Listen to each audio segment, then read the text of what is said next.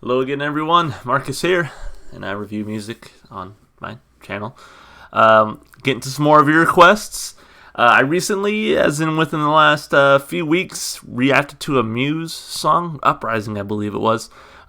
Great song, by the way. Really enjoyed it. But since then, I have gotten a lot of requests to react to some more Muse. So today I'm getting back to them. We're going to do Stockholm Syndrome. As I mentioned before in the Uprising video, Muse is one of those bands who I've heard the name for many years now, but just never actually stopped and listened to. So this is actually like very much for me like a pure reaction. Now I've heard maybe 3-4 songs by them, Feeling Good, Hysteria, now Uprising, Nights of Sidonia. I guess maybe 4 or 5 songs actually. So, but I've enjoyed what I've heard, and so I'm hoping Stockholm Syndrome kind of holds up to that as well. As always, if you would like to request something for me to react to, please just leave a comment down below. But otherwise, let's get into this one. This is Stockholm Syndrome by Muse. Let me untangle my headphones real quick. There we go. All right. See what you got, Muse.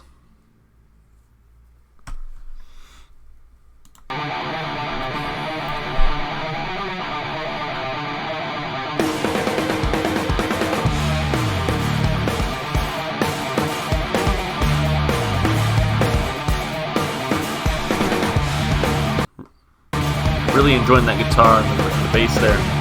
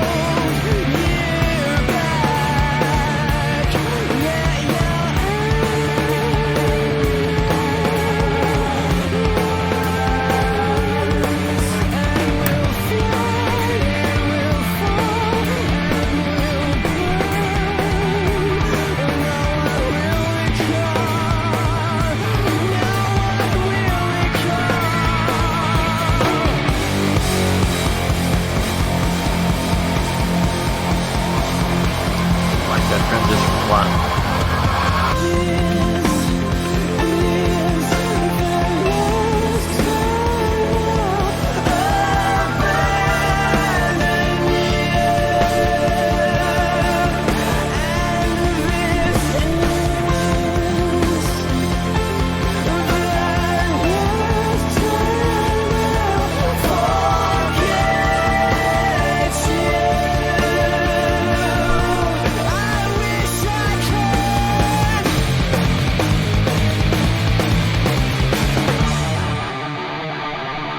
Wow.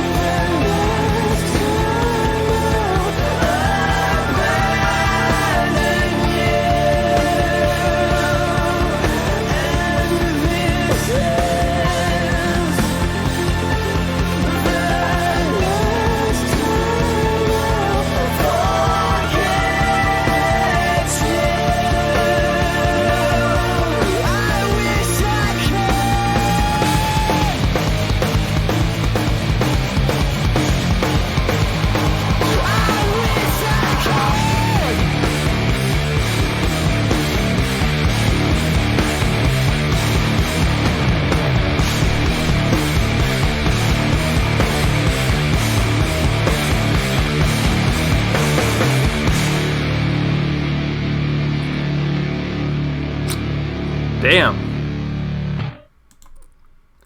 Yeah, man.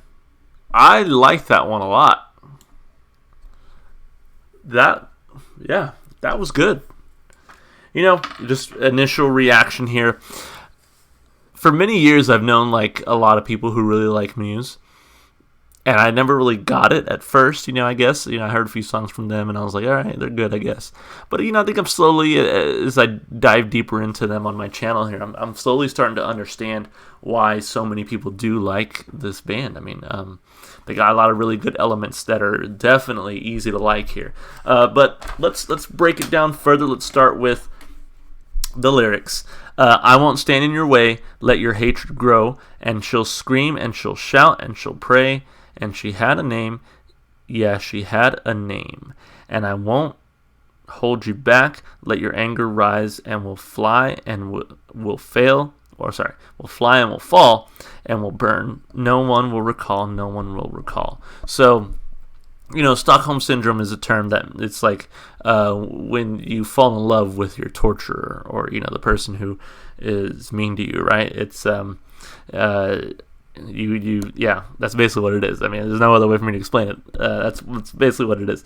So this, the lyrics are kind of, I guess, going along with that. I won't stand in your way, let your hatred grow, and she'll scream, and she'll shout, and she'll pray, and she had a name, yeah, she had a name. That sounds to me like something bad happened to this woman. And I won't hold you back, let your anger rise, and we'll fly, and we'll fall, and we'll burn. No one will recall, no one will recall. This is the last time I'll abandon you. So again, I think this sounds to me like an abusive relationship.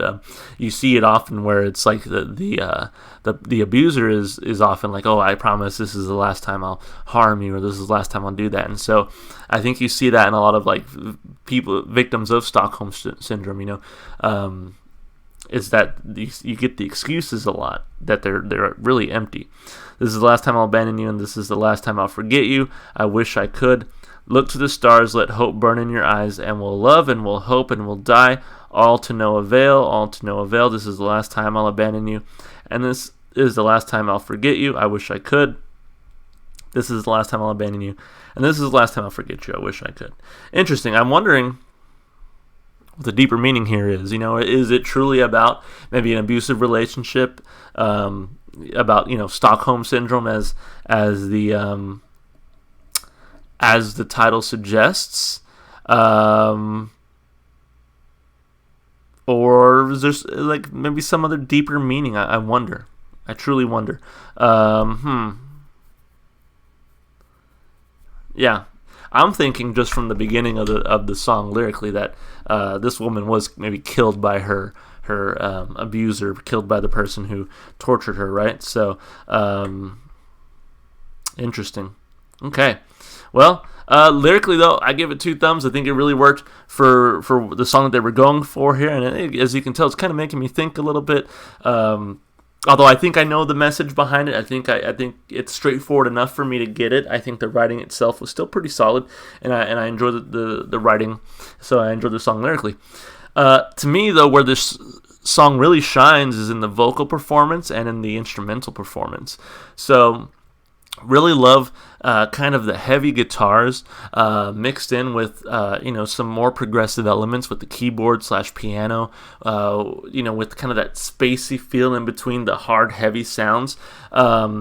And then especially like the instrumentals leading up towards the end of the song, man, just they were jamming out. They were rocking out on this one. So I really liked the change-ups. They had a lot of really good transitions. Like I said, going from the hard guitar-driven riffs to just sort of a more melodic with the keyboards sound. And it's shown me this song and Uprising have kind of shown me those progressive elements. And I mentioned before how I had listened to much of Muse's newest album, and there was a whole lot of progressive music in there, a lot of progressive elements. And I think, as I mentioned, I remembered seeing a lot of people kind of complain about that it was maybe a little bit too progressive, or that it was outside of Muse's sound. But I kind of would point those doubters back to this song, because this song definitely has a ton of progressive elements. It definitely has elements that you kind of see later on in the work, at least that I know of. But I think it really works for them. I think they correct me if I'm wrong. It seems like maybe they were sort of, maybe not necessarily pioneers of this type of sound, but at least maybe some of the best to do it. Like I said, I think I'm really starting to kind of get into this band. So, man, of course, the guy, I don't remember his name. I want to say it's like Matt something. I don't remember. But the singer, he's got a really great voice. Honestly, like, if you put a different singer in this band, I think it obviously sounds different, but I think it maybe takes away from the effectiveness of the song. I think it's something that his voice brings really adds to it. So, vocally and instrumentally, I got to give it 2 thumbs up again. I mean, I was like jamming out to this one. They really knew how to play it here. I think that they really captured the sound that I was looking for. Like I said, really liked the harder riffs with some of the more progressive elements as well. And I mentioned at the beginning, the bass too was really solid. Anyway, lastly, listenability, accessibility. This is obviously a classic song, I think. I think this, Muse is obviously one of those bands, one of those rock bands that's held in high regard. Like I said, I've known so many people who are just huge fans of Muse. And again, it took me this long, but I'm really starting to see why. And it's pretty interesting for me to kind of go revisit a band that so many people have already known are great, and for me to kind of slowly put my foot in there as well, So, I give it 2 thumbs up there. I think this is a highly accessible song, really good for rock fans, but also really good for progressive fans. I think really just an overall solid song. Really enjoyed the review, man. I can't wait to get to more Muse in the future. Like I said, you guys left me a lot of recommendations on that Uprising video, so I will definitely be getting to those, at some point. I don't want to hit you all with just nothing but Muse for like 2 weeks straight. So, I'll intersperse it here and there. But I really enjoyed this one. So thank you so much for watching. As always, if you like the music, go support the artist. Listen to their music wherever you can. If you want to support me, of course, just do all the normal stuff you do on YouTube, like, subscribe, whatever.